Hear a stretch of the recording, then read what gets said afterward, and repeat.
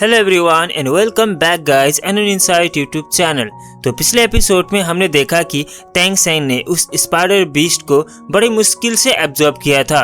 उसके बाद उसकी सोल रिंग तो उसको मिल गया था। उसी के साथ उन लोगों के पीछे उसी स्पाइडर बीस्ट की बच्चे भी हमला करने लगे थे और इन सभी बच्चे को मारने के बाद उन सभी लोग अब इस जंगल से बाहर की तरफ निकलते हैं।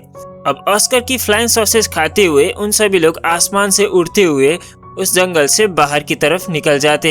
उसी के साथ अब टीचर उन सभी लोगों को आज की दिन के लिए रेस्ट देते। इसी के साथ मोटू बताता कि हम अभी मौत की मुंह से बाहर निकल के आए, अभी के एक दिन के लिए तो रेस्ट मिलना चाहिए। कहते हुए उन सभी लोग अपने रूम की तरफ चले जाते। उसके बाद हमें दूसरी तरफ दिखाया जाता है वो टीचर और दिन के बीच में बातें चलता है। जब वो टीचर बताते कि वो जायंट बीस्ट हमारे सामने आ गए थे लेकिन उस बीस्ट को हम लोग हरा नहीं पाए। अब दिन भी बताते कि वो बीस्ट इतना ही पावरफुल था, तुम्हारे कोई गलती नहीं है। जिसमें अब वो टीचर भी काफी गुस्सा हो रहा था क्योंकि ऐसे जंगल में वो बीस्ट अचानक कैसे आया, क्योंकि वो तो जंगल के बीच में रहता था। अब इन दोनों की बातें तो हो रहा था, तभी वहाँ पर ग्रैंड मास्टर भी पहुँच जाते और बताते कि यहाँ पर क्या बातें चल रहा है। तभी अब दिन भी उस टीचर को यहाँ पर इंट्रोडक्शन कराता है ग्रैंड मास्टर की और कहता है कि ये टैंग सेंग की टीचर है।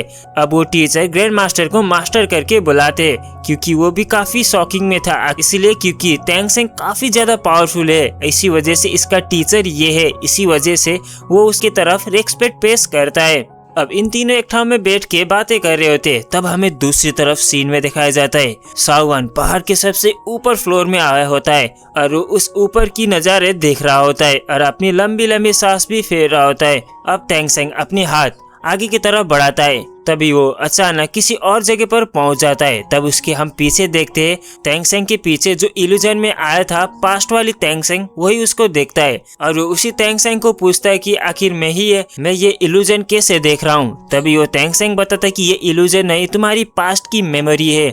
मैंने तो ये सब कुछ स्किल सीख लिया लेकिन अब तुम्हें प्रूफ करने के लिए तुमने दूसरा जन्म लिया है और मैं खुद इसी स्किल को इम्प्रूव करके अब तुम्हें बेस्ट बनना होगा। असल बात ये थी कि पास्ट हुआ टैंग सेंग को हर चीज में वो महारत हासिल करना चाहता था लेकिन उसने कर नहीं पाया, वो मारा गया। लेकिन अब वही पास्ट मेमोरी उसको याद है तो अब वो पूरी तरीके से कुछ भी कर सकता है और इस चीज को इम्प्रूव भी कर सकता है। अब वो भी वादा करता है उस टैंग सेंग से और दोनों एक दूसरे की तरफ हाथ बढ़ाते हैं। उस बड़े टैंग सेंग से यंग टैंग सेंग प्रॉमिस करता है, इसी के साथ बड़ा टैंग सेंग धीरे धीरे गायब होने लगता है। अब टैंग सेंग काफी जोश में कहता है कि मैं टैंग क्लैंग को निर्माण करूंगा और पूरी तरीके से बनाऊंगा और मेरा नॉलेज सब कुछ मैं उसी में झोंक दूंगा। मैंने पिछले जन्म में सब कुछ नहीं किया, वो सब कुछ अब मैं कर सकता हूँ। कहते हुए काफी वो मोटिवेट होने लगता है।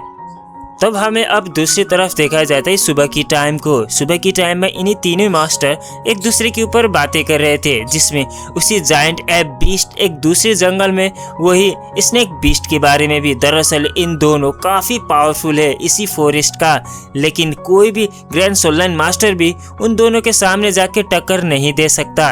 इसी वजह से उन बीस्ट एक जंगल के अंदर रहते हैं। अब ये बात सुनने के बाद वो टीचर तो काफी हैरान होता है क्योंकि वो जायंट ऐप से भी ज्यादा पावरफुल दूसरा बीस्ट भी है। एक बार एक ग्रैंड सोलन मास्टर उसी जगह पर उस बीस्ट को हराने के लिए गया था, लेकिन तभी उसी जगह पर वो स्नेक बीस्ट भी प्रकट हुआ। इसी के साथ जिसको देख के वो डर के मारे उस जगह से भाग गया। ये दो बीस्ट ह्यूमन लैंग्वेज भी बोल सकते हैं और ये इतने पावरफुल है कि इन दोनों एकजुट हो गए तो इन दोनों को हराना एक इम्पॉसिबल ही बन जाता है। तुम लकी हो कि उस जायंट बीस्ट को देखने के बावजूद भी तुम बच के आ गए। इसी के साथ वो टीचर और भी हैरान होके बैठा होता है। अब इन सभी लोग तो अपनी स्टूडेंट के बारे में बातें करने लगते हैं। अब ऑस्कर ने भी लेवल ब्रेक थ्रू कर लिया है, उसने भी सोल रिंग मिल चुका है, अब वो अपनी सॉसेस को खाकर उड़ भी सकता है। इसी के साथ उन सभी लोग भी आपस में बातें करते हैं कि हमारे सेक्स स्कूल की जो भी स्टूडेंट है उन सभी लोग एक मॉन्स्टर की तरह है, आगे जाके इन सभी लोग काफी पावरफुल बनेंगे। इसी के साथ हम अब दूसरी तरफ दिखाया जाता है टैंग सेंग और उन सभी स्टूडेंट के बीच को। तभी टीचर और उन सभी लोग भी उसी जगह पर आ रहे होते, जिसको देख के टैंग सेंग जल्दी से उन लोग के सामने पहुंच जाता है। अब उन लोग को वो ग्रीट करने लगता है।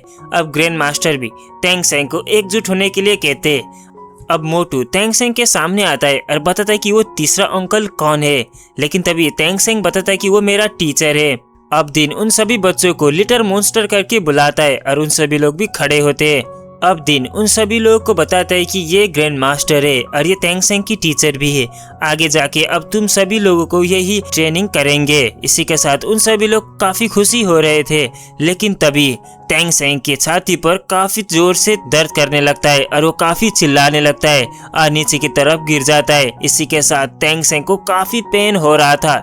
उन सभी लोग भी ये देख के काफी हैरान थे कि आखिर अचानक तेंगसेंग को हो क्या गया है। ग्रैंड मास्टर समझ जाते कि ये वही स्पाइडर बीस्ट का काम है और तेंगसेंग की आसपास काफी ऑरा फैलने लगता है और तेंगसेंग की पीछे से वही स्पाइडर बीस्ट की बोन बाहर की तरफ निकलने लगता है। इसको देख के उन सभी लोग डर जाते। जब तेंगसेंग की पीछे से काफी ज्यादा बोन बाहर की तरफ निकल रहा था, उसको काफी दर्द हो रहा था। वो स्पाइडर बोन मोटू को एक खरोच मार देता है, जिसकी वजह से मोटू नीचे की तरफ गिर जाता है और उस खरोच में काफी पॉइजन फैला हुआ था। इसी वजह से मोटू को यहीं पर गिरा देता है। इसी के साथ उन सभी लोग भी काफी हैरान होकर देख रहे थे कि आखिर अब तेंगसेंग को हो क्या गया है। अब उन सभी लोग भी डरने लगते हैं, लेकिन तभी ग्रैंड मास्टर बताते कि दिन इसको लेके चले जाओ। अब वो मोटू को लेके दूसरी तरफ चले जाते। इसी के साथ ग्रैंड मास्टर अब तेंगसेंग के सामने आते। तेंगसेंग काफी चिल्ला रहा होता है क्योंकि उसको काफी दर्द हो रहा था, वो अपनी कंट्रोल पर ही नहीं था। तभी ग्रैंड मास्टर बताती कि तुम अपनी कंट्रोल पर आ जाओ और लंबी लंबी सांस फेरो। अब तुम समझो कि तुम्हारी पीछे अपने ही बोन है। इसी के साथ तुम उसको अंदर लेने की कोशिश करो। अब तेंगसेंग भी ग्रैंड मास्टर की बातें को मानता है और इसे यही चीज करने लगता है। अब ग्रैंड मास्टर और भी कहते हैं कि तुम्हारी बॉडी का ये पार्ट है, तुम अपनी बॉडी की पार्ट की तरह इसको यूज करो। अब तेंगसेंग भी ऐसे ही करने लगता है। तभी तेंगसेंग की पीछे से वही सभी बोन अंदर की तरफ जाने लगता है। अब कुछ टाइम के बाद हम देखते हैं दूसरी तरफ मोटू बेड पर लेटा होता है, वो उसी पॉइजन से मरने वाला होता है। इसी के साथ ग्रैंड मास्टर बताती कि तुम्हारी वजह से अब तुम्हारे दोस्त मारा जाने वाला है, लेकिन तेंगसेंग काफी घबरा जाता है क्योंकि उसी की वजह से अब उसका ही दोस्त मारे जाने वाला था। अब तेंगसेंग ने जो पॉइजन दिया था इसका इलाज नामुमकिन था क्योंकि वो तेंगसेंग ही खुद कर सकता है, लेकिन तेंगसेंग को अपनी पॉइजन निकालना नहीं आता था। अब मोटू के पास भी ज्यादा वक्त नहीं था। तेंगसेंग को कुछ भी करके इसकी पॉइजन को निकालना था, लेकिन उसको ये चीज करना नहीं आता था। लेकिन ग्रैंड मास्टर बताते कि मैं तुम्हें हेल्प करूंगा और मैं तुम्हें अपनी बोन को कंट्रोल करने की सिखाऊंगा, तब तुम अपनी दोस्त को बचा लेना। अब ग्रैंड मास्टर उसको समझाते और बुझाते और कहते कि तुम अपनी बॉडी पार्ट की तरह इसको यूज करो, तुम अकेले ही इंसान हो जो अपनी दोस्त को बचा सकता है। तभी अब तेंगसेंग भी ग्रैंड मास्टर को बातें मानता है और अपनी फिर से वही स्पाइडर बोन बाहर की तरफ निकालता है। इसी के साथ अब मोटू की वो पॉइजन को निकालने की कोशिश करता है। अब हमें दूसरी तरफ देखते हैं दिन को। दिन काफी घबराया हुआ था क्योंकि उसकी स्टूडेंट अब मारे जाने वाला था, लेकिन तभी वो अंदर की तरफ चले जाता है। ग्रैंड मास्टर बताते हैं कि अब मोटू ठीक है, लेकिन को आराम की जरूरत है। तभी ग्रैंड मास्टर अब तेंगसेंग को उसी सोल रिंग को एक्टिवेट करने के लिए मना करते। अगर तुमने ये चीज किया तो ये तुम्हारे दोस्त के लिए हावी हो सकता है, और ये चीज को सोल रिंग को सील कर देते। इसी के साथ अब तेंगसेंग भी काफी नाराज था, लेकिन कुछ भी नहीं कर सकता था।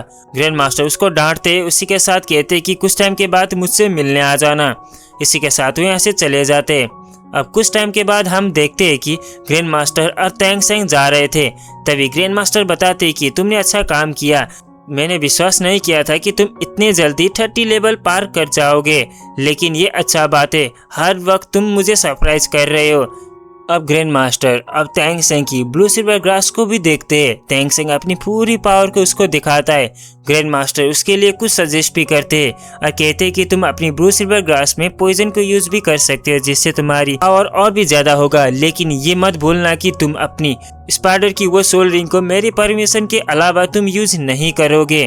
तेंगसेंग भी हाँ करता है और हर बात को मानता है। उन दोनों की बातें खत्म होता है तो उसके बाद हम कुछ टाइम के बाद देखते हैं तेंगसेंग जा रहा था क्योंकि उसको हिडन वेपन को बनाना था। इसी वजह से कुछ सामान लेने के लिए जा रहा था। तभी उसको याद आता है कि इस लोहार की जगह पर जाना चाहिए और उस जगह पर पहुंच जाता है। अब एक आदमी को वो पूछता है कि ये सामान मिल सकता है। तभी वो आदमी इस सामान को देखने के बाद हैरान होता है और वो दुकान की मालिक भी इस सामान को देख के सरप्राइज होता है और पूछता है कि आखिर तुम्हें ये सामान किस लिए चाहिए। अब टैंग सेंग कुछ हिडन वेपन की उसे ब्लूप्रिंट दिखाता है और वो चीज को देखने के बाद वो टैंग सेंग को बताता है कि चलो मेरे साथ आ जाओ। अब टैंग सेंग को लेके वो चले जाता है। तब हमें पता चलता है कि वो भी एक सोल मास्टर है। अब टैंग सेंग और इन दोनों के बीच में एक डील होने वाला था। तभी उन सभी लोग ऊपर की तरफ पहुंच जाते। वहां पर पहुंचने के बाद कहता है कि कुछ डील की बात किया जाए तो तुम्हारे पास क्या है। लेकिन टैंग सेंग कोइन की बात करता है, लेकिन वो नहीं मानता। आखिर मैं तुम्हारी मदद क्यों करूं इस चीज में। लेकिन तभी अब टैंग सेंग के लिए ये डील होना काफी जरूरी था, इसलिए क्योंकि ये काम में वो सोल मास्टर काफी माहिर था और टैंग सेंग के लिए काफी आसान हो सकता था। इसी वजह से अब टैंग सेंग अपनी बैज को उसे दिखाता है। जब ये बैज वो देखता है, वो कहता है कि ये तो ग्रैंड मास्टर की बैज है। तभी वो भी काफी शॉकिंग में था क्योंकि इतने कम उम्र में वो एक 30 लेवल पर पहुंच चुका है। टैंग सेंग अपनी सोल रिंग को भी एक्टिवेट करता है, जिस चीज को देख के वो और भी हैरान था क्योंकि इतने बच्चे के पास इतना ज्यादा पावर। अब वो भी समझ जाता है कि ये टैंग सेंग ही है। तभी दो लड़के आ जाते इस जगह पर। वहां पर आने के बाद टैंग सेंग की तारीफें करते। दरअसल ये दोनों हैमर चलाने वाला वही लोग हैं जो सोल अरीना के पास में उन लोग के साथ लड़ाई किया था और हार गए थे। अब टैंग सेंग की भी तारीफें करने लगते। टैंग सेंग इतने पावरफुल है और वो आगे जाके काफी पावरफुल भी बनेगा। अब वो सोल मास्टर आराम से इस बात को डील कर देता है। इसी के साथ हम दूसरी तरफ देखते हैं टैंग सेंग को। टैंग सेंग भी उसी जगह पर पहाड़ के ऊपर आया था।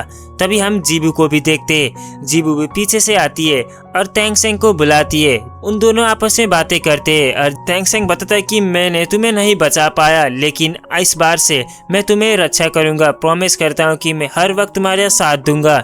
अब जीबू भी काफी खुश होती है और बताती है कि मैं भी तुम्हारे प्रोटेक्ट करूंगा।